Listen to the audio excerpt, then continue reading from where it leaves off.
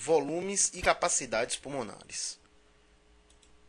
O processo de ventilação, ele consiste na entrada e saída de ar dos nossos pulmões.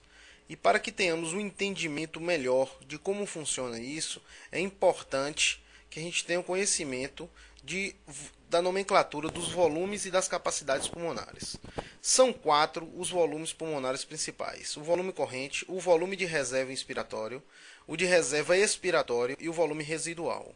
O volume corrente, ele consiste no volume de ar que nós inspiramos ou expiramos normalmente. Então, de uma forma tranquila, numa ventilação tranquila, nós chamamos esse volume de ar que chega até os nossos pulmões ou que sai dos nossos pulmões de volume corrente. No indivíduo adulto, é em torno de 500 ml. O outro volume que nós podemos mencionar aqui é o volume de reserva inspiratório. Então, o volume de ar que nós inspiramos além do volume corrente, nós chamamos de volume de reserva inspiratório. Então, é uma reserva funcional que nosso organismo tem para um aumento de demanda, ou mesmo durante um suspiro fisiológico, nós chegamos até atingir esse volume de reserva inspiratório. O volume de reserva expiratório é o volume de ar além do volume que normalmente nós expiramos. Então, numa ventilação tranquila, nós estamos no nosso volume corrente. Se realizarmos uma expiração forçada, nós vamos chegar ao nosso volume de reserva expiratório. Então, é o volume de ar que fica nos pulmões além de uma expiração tranquila. Então, numa expiração profunda, nós podemos eliminar um volume de ar adicional, que nós chamamos de volume de reserva expiratório.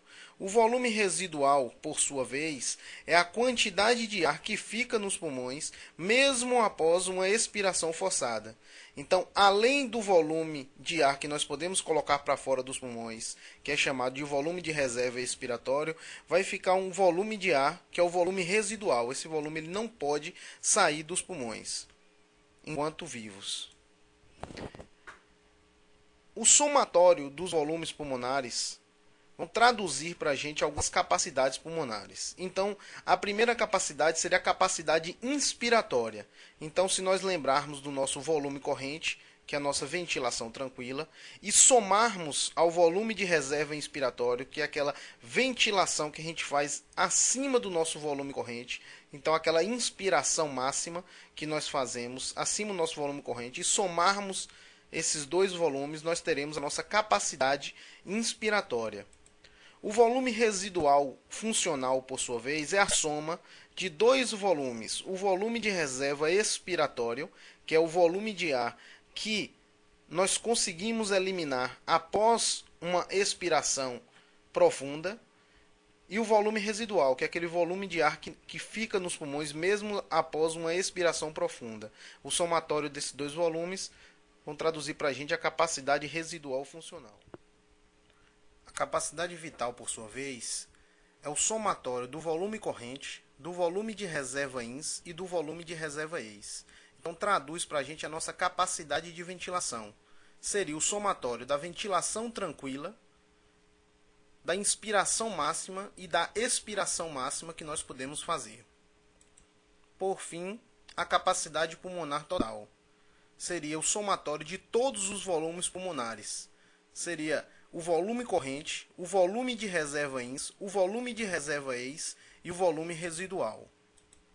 Então, nós podemos ver aqui no nosso gráfico o volume corrente somado ao volume de reserva ins, traduzindo para a gente a capacidade inspiratória.